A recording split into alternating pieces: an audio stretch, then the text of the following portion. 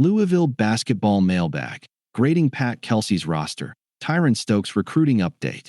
It's been more than 2 months since the last edition of the Courier Journals. Louisville basketball mailbag. In that time, Greek forward Evangelos Vangelis Zougris signed with the Cardinals. Ali Khalifa won his NCAA appeal for an additional season of eligibility. Mikael Brown Jr. impressed during USA basketball's run to gold at the FIBA U19 World Cup. Pat Kelsey pulled back the curtain on summer workouts, and the staff hasn't stopped working the recruiting trail. Just like that, we're less than 75 days from the first exhibition of the 2025-26 campaign, October 24th against Kansas at the KFC Center. We begin this mailbag by putting a bow on U of L's off-season roster moves. Then, we'll address a question that's been floating around these parts for a while. How does Kelsey put the pieces of his Year 2 roster together in a way that leaves everyone involved happy? From there, we'll take a look at where things stand in the Cards recruitment of Tyran Stokes, a Louisville native who is the #1 recruit in the class of 2026. To close, we'll have a little fun crafting a baseball lineup with the members of this season's team.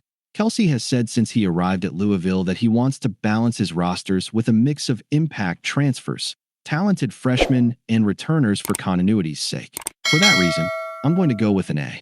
Kelsey and his staff worked quickly to land 3 of the most coveted guards available in the NCAA transfer portal: Xavier's Ryan Conwell, Virginia's Isaac McNeely, and Kennesaw State's Adrian Woolley. The trio combined to make 273 three-pointers in 2024-25. The Cards lost 278 of their 328 makes from beyond the arc among the departures of 6 players on last season's roster. That's how you address a need. Pair those guys with Brown, and U of L can make a strong case for having the country's best backcourt in 2025-26. If the McDonald's All-American lives up to the lottery pick hype, the importance of his signing will extend far beyond the win column. Orrin Johnson and James Scott were Louisville's only defectors through the portal. Maybe they'll thrive at Ole Miss, but I'd rather take my chances with the players Kelsey retained: John Hadley, Khalifa, Cassian Pryor, Kobe Rogers, and Connie Ruths. That leaves the 3 international signees who are new to the Division I ranks: Mohamed Kamara, Sananda Fru, and Zougris. Of this group, I think Fru will be the most immediate and consistent contributor. That would give the Cards a 10-man rotation, which is on par with what Kelsey liked to do at Charleston. If he can get meaningful production from Kamara and Zougris, I'll change my grade to an A+. Kelsey was asked this exact question when he met with reporters in July. Here's what he had to say: "That's the case with every team every single year. Everybody wants to start. Everybody wants to play.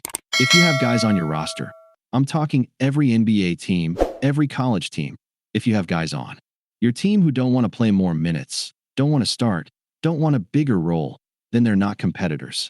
We think we have some of the most competitive practices in the country," he later added. "That's where roles are defined. That's where minutes are starting to be divvied up. That process will go all through the fall into the first game. In short, earned, not given."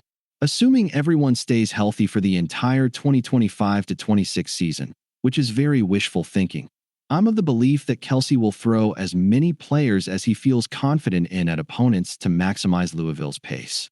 I also think we'll see a lot more matchup-based variance in the starting lineup than what was possible during the 2024-25 campaign. Will the rotation shrink in crunch time? Yes, probably. But it's imperative to keep that group fresh throughout the game. And consider this: of the teams that reached the Final Four in April, only one had a guy with minute share above 80%, Houston, LJ Cryer.